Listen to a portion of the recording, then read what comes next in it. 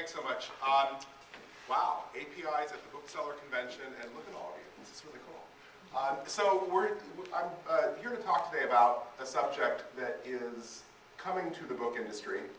It is, in some industries, this is considered very, very leading edge. In other industries, this has been going on for a very long time. So we're going to talk very broadly about how this works in a wide range of verticals, a wide range of industries, and then sort of bring it down to some of the publishing and news elements to it, and then of course take your questions, because I think there's a lot of excitement on this. We're definitely talking to a number of big book publishers and such, and it's a very timely topic. And what we're talking about is a way of growing business. It's a way of making your business bigger in this new economy, where of course the problem is that everything's sort of drying up. There's no budgets, there's no money to spend on big new initiatives, and yet there are companies that are successfully creating substantial amounts of revenue growth without investing a ton of money. And what they're doing and growing into new areas is a new means of marketing and creating an ecosystem around their business. A couple of examples outside of publishing. Thumbplay is a provider of ringtones. We all have cell phones, and some of our teenage kids might buy ringtones. It's a huge business, and Thumbplay and their competitors are all using this means of ecosystem marketing to build new paying subscribers for their systems, for their services. Best Buy is one of the largest retailers in the world, actually. I think they have 2,500 brick and mortar stores, but they're also one of the largest e-commerce vendors. And they have decided they're going to double their company again in the next 5 years, but realize they can't do that through traditional marketing because it's just too expensive. And Thomson Reuters, which is a company you guys are probably familiar with, have a product called Calais. It's a semantic web product that they sell to publishers and to news organizations. And their pipeline has increased 5x in the past year since they launched this new initiative. So what is it that these companies are doing that they can do and invest such a small amount of money and achieve very, very big results? Well, we call it an ecosystem growth strategy. And what it does is it lets you leverage other people's work. You have services that you provide that other people want to use. They want to take your data, your services, your content, and they want to build businesses for themselves that also generate business for you. You also can take and expand with assets that you might have that you're not currently making a lot of use out of. For instance, Billboard magazine is a customer of ours. Billboard has not just the current 100 top hits and lists of what's going on. They actually have all of the stats for all music that has been released pretty much since music started being released, not just the top 100, but the top 20,000 of every week. And a lot of that data, that old data, they had a couple people who would pay them a little bit of money to make use of it, but now they're opening it up as a means of really making use of an underutilized asset to drive business to their core products.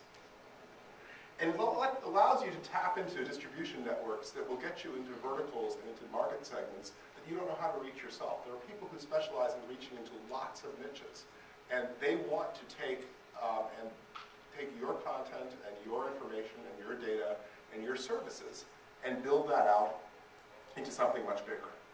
So, sounds great. What is all this stuff? Well, it's this really geeky sounding thing called an API, Application Programming Interface, and you guys are not probably the geekiest crowd I've ever talked to. So don't all go running. It's really a fancy word for connecting to organizations. It's a business connection. You take your assets, things that you have that other people might want to use as building blocks, and you make them available to partners and developers and customers who will find new ways of using them and distributing them to other companies, which is not a new idea. People working together have been around for a very long time. It's not that it's new that one company might work with another company, and it's not new that you might do the occasional partnership. What's new is that it's one of the few business processes of all the things we do, it's one of the few business processes that has not benefited from automation. And so you look at what happens in the world, and all kinds of processes have been automated over the years, whether it's production or distribution.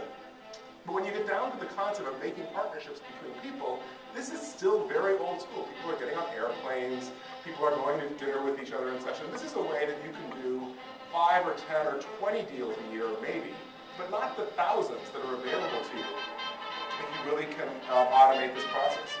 So what we've done is we've created a means of automating business development, and what we do that with is we do that with a process using an API. And what is an API? API is basically really, it's a standardized interface for doing business. So you take the terms and conditions you operate under, you take the business rules for making use of your content or your services, and you codify these into a set of rules and a set of structures. And you put those out to the world and you say, okay, here is the way we do business. Here is the means of interacting between our companies. And if you wish to interact in this way, then we will work with you to create this new business opportunity. And what's great about it, it's actually pretty much self-service. So rather than having to have people individually doing this, this is all done in an automated way. If I want to go and make use of the New York Times API, I go to the New York Times website. For their API, I register, I can do it in the middle of the night, I get access, I agree to their terms and conditions, and those terms are managed through their API, and I can get started working with them right away. And that's the way that this grows. When Reuters launched their API, they had 6,000 partners sign up in the first 6 weeks. And over 2,000 of them actually built something of interest, and that was the beginning of how they got such a great traction with the Calais product.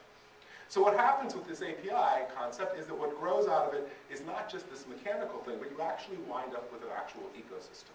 You have a place where different people are interacting with different people, and although everybody is in it for their own self-interest, obviously, the point of it is that with everybody acting in their own self-interest, the ecosystem as a whole grows, and new things will appear, new ideas and new opportunities you hadn't actually expected will actually be able to show up. For example, Netflix is a customer, and Netflix has built an ecosystem around a bunch of people. They have developers who are building sites. Like you look at a company called Zinni, which is a great movie search engine. Well, it's great to find a movie, but if you want to actually watch it, you can't really do that at Zinni until they integrated Netflix right within the Zinni product. So what you can do now is you can actually tie your Netflix to Zinni. So if you see a movie you like, you can either add it to your queue right there, or you can just watch it, direct onto your TV or onto your computer, which is a new Netflix product. They're also integrating with bloggers. Bloggers are a big part of driving a lot of interest in movies, and there's a lot of movie reviews and a lot of movie information available from lots of different places. Netflix realized that their movie reviews, it's not their core business, but the fact is they have a lot of movie reviews and they have a lot of ratings from a lot of people who watch these movies. Why not have that kind of information driven out into people who are writing and passionate about movies, rather than, say, getting that information from IMDb or from the other sources? And of course, what gets brought into all this are the social networks, because what you're able to do when you open APIs, you're able to have your information, the way that people interact with you, built into platforms like Facebook and Mevo and MySpace. All these people who are providing huge distribution that even a company like Netflix can't touch, and certainly not at that kind of price. And they're also building a relationship with a lot of different partners that they want to work directly with, because one of the things that an API affords is not just this ecosystem, but it also is a very, very easy way for you to integrate even with a high-touch partnership that you might bring on. Best Buy is another example, and Best Buy has 160,000 employees. Most of them are pretty geeky. I mean, some of them are actually called the Geek Squad, so they're a fairly technical group of people. And so that was their first goal, was to really engage all these employees to build the new experiences for their customers. And one of the things they were able to do was a site called Supportopedia, where they actually have all the people in the various stores collaborating together to build a knowledge base, essentially, about all the products and how they're servicing their customers. They have two. They have the Supportopedia for specific product information, and they have one called Blue Shirt Nation, which is just about things in general. They call their employees there the Blue Shirts. If you remember the Best Buy, you know why. And Blue Shirt Nation is really all about how people are helping customers and how people are able to grow the business.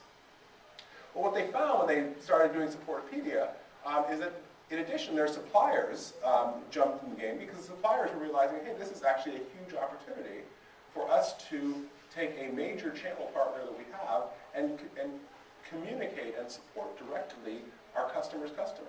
And it's been a very big opportunity, and many of their largest suppliers are active